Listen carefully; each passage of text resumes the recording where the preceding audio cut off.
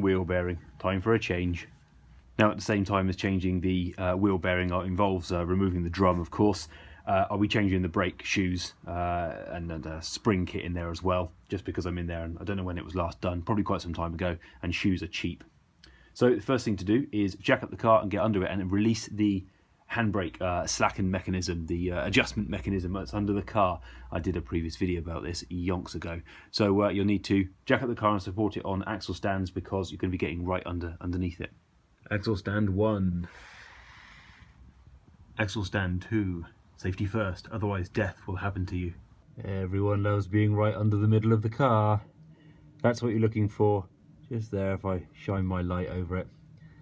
That's the adjuster for the handbrake mechanism. Now, I've already removed the transmission tunnel exhaust heat shield that lives in this area just above the exhaust pipe, which is there.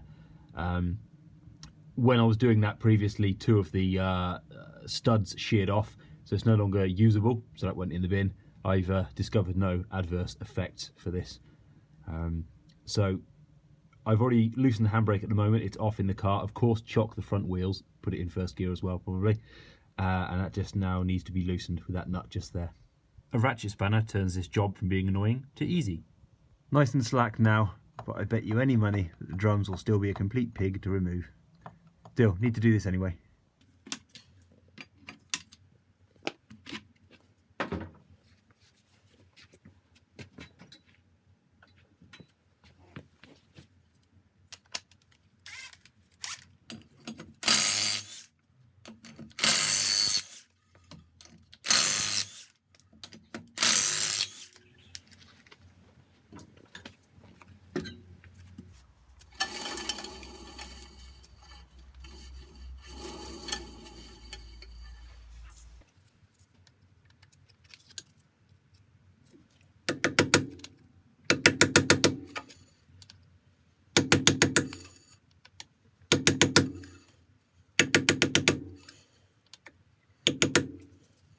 Don't use your best screwdriver for this.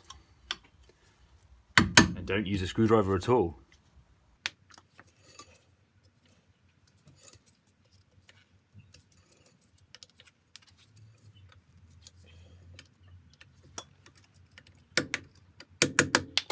Hub nut on this vehicle is a 30.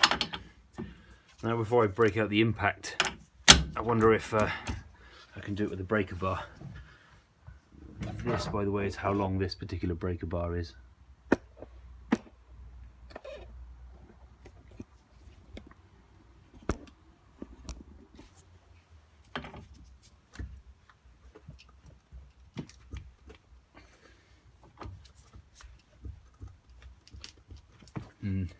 Maybe with a cheater pipe. I can't be bothered to damage myself.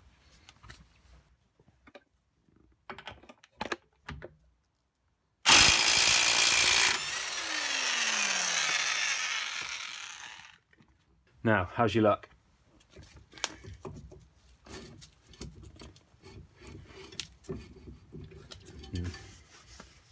Not very good. So this is now a case of using a screwdriver and probably a light of some kind to push in through one of the holes in the drum to release the expander mechanism, to push it behind the trailing brake shoe, try and release it. That should hopefully try to help me. This is not something I can show you directly, of course.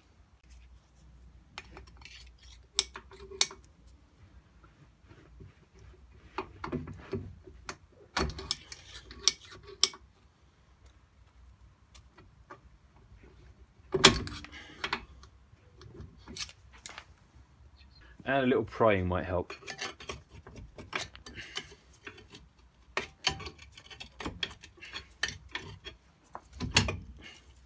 Okay, and it's taken off the bearing as well with it. That's nice.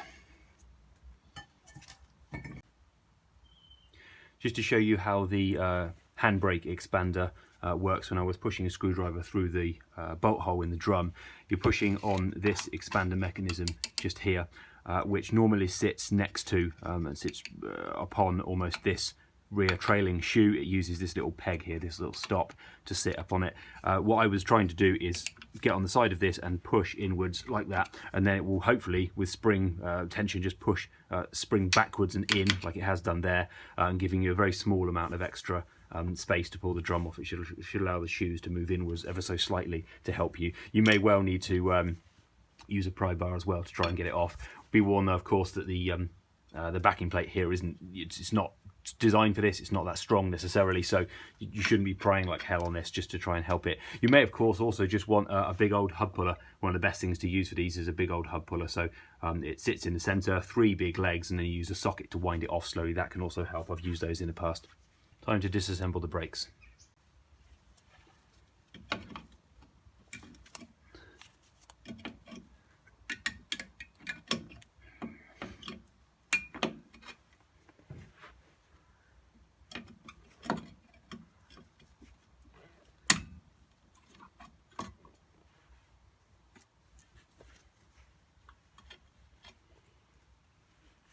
With these little springs that hold the shoes on, they come through from the back plate with that at the back of them, just a stopper, and they've got that sort of T arrangement on the end.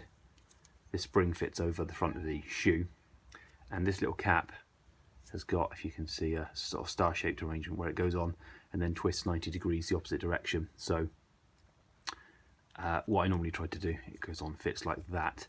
Now what I normally try to do is get a pair of pliers on this like that and grip the sides of it, push down, usually while having a finger on the back side of it to stop it from turning, and then twist through 90 degrees to pull it off.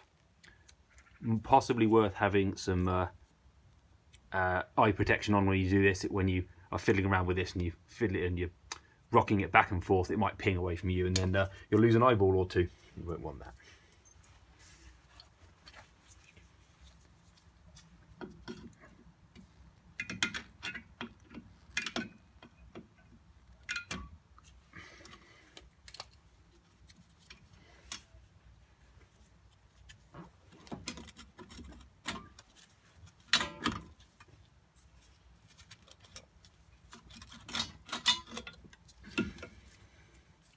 Good idea to take a photo sometimes or make a YouTube video so that you can see where the springs go for when you're reassembling.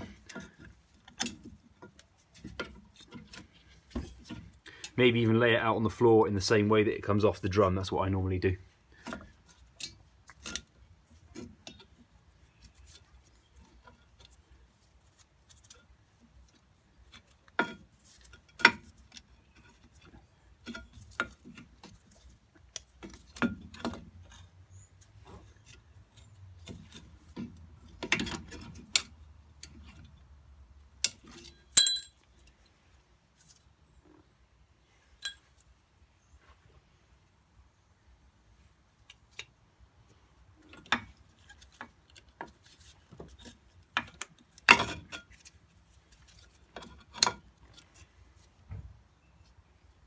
And here's the whole setup on the ground. This is the wear compensator mechanism, so I'll need to be reverting that back to its sort of minimum state initially when I'm fitting the new shoes, and then expand it to suit to make sure it's set up properly. This large spring hooks in to this hole here on this right hand shoe, and then on the other position hole just on this part here. The expander mechanism simply fits like this, and then just against the handbrake expander from the handbrake lever itself there on that one.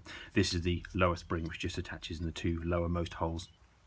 I normally find it easier to reassemble everything in one piece separately away from the backing plate, and then sort of try to pull it over that. It doesn't always work, but I do find that easier than assembling everything on the back plate sometimes and then trying to put the springs in position using a pair of pliers. Before actually fitting it though, probably is worth giving some of these surfaces a bit of a scrub over with a wire brush and maybe a bit of copper grease. If you are using a wire brush on any of this, just remember to breathe in very deeply whenever the dust is around.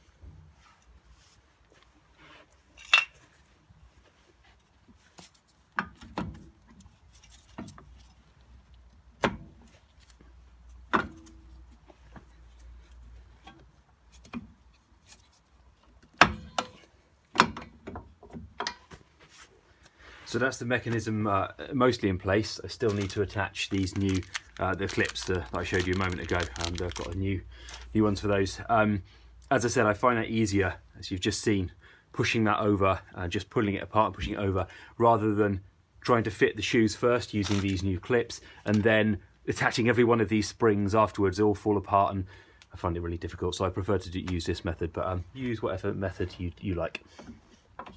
Yeah, so I think I've got the wrong kit here, or it's a really useless crap kit. These new ones I've got are not the same length. That means I can't fit them through, so I need to use the old ones. Not really a problem. I really bought the new kit for these little end pieces because these can sometimes get a little bit destroyed, so I really wanted it for those more than anything else.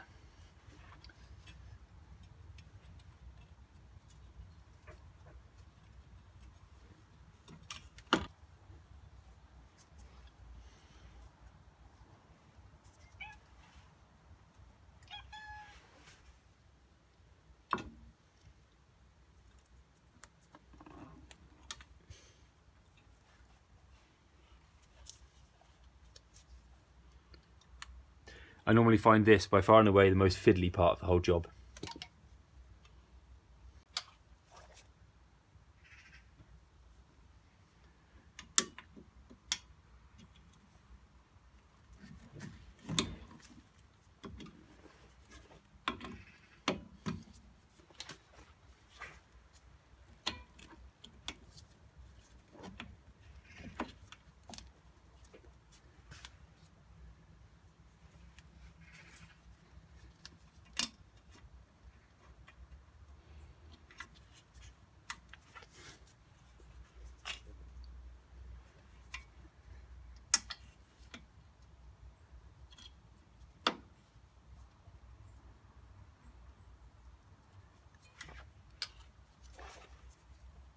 If you feel like swearing, do it now. I already have many times, but it won't make the final cut.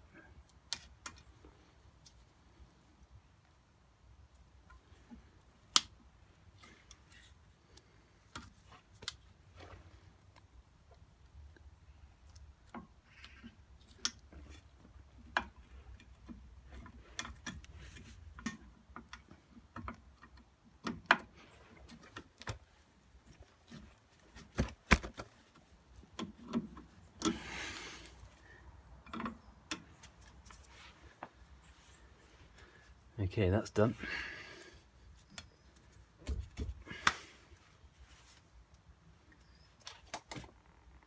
Now for the actual source of my problem, and the reason I'm doing this is the wheel bearing. Now, I've decided to buy new drums that have bearings pre-installed. You can, of course, buy just the bearings on their own and fit them to your existing drums. Mine were pretty old and crusty, as you've seen. I don't know if they were beyond the specification limits. For example, the max diameter 204.45 millimeters, it says there, so I'm not sure if it's beyond that. They were pretty crusty, and honestly I just didn't want to fight attempting to drift these bearings in, because at home I don't have a press or anything like that, so it'd just be me with a lump hammer walloping the new bearings in with an appropriately sized socket.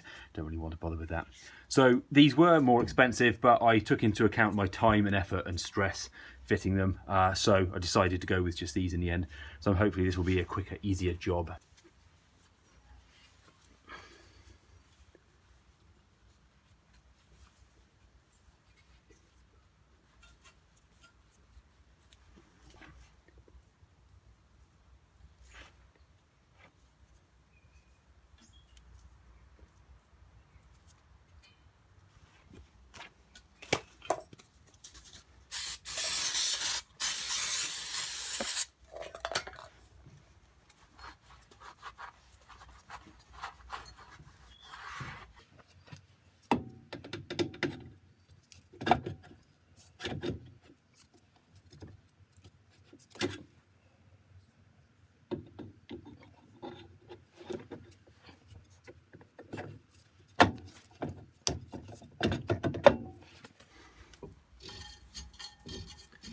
That's smoother.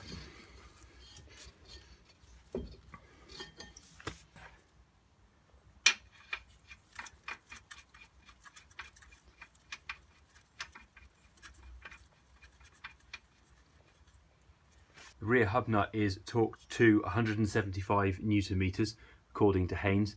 If you don't have a torque wrench for this, you could just torque it to FT, but be aware that your bearing may not last as long.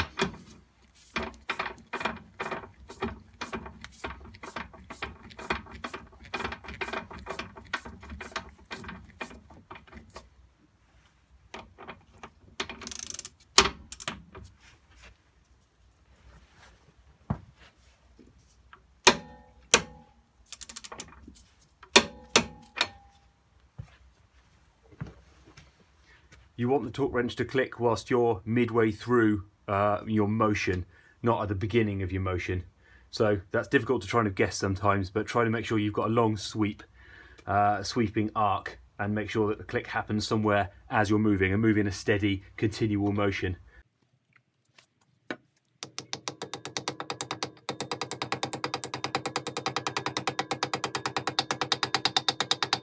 Now, of course, need to do the other side. But after that's done, you need to adjust the handbrake using the adjuster under the centre of the car next to the exhaust.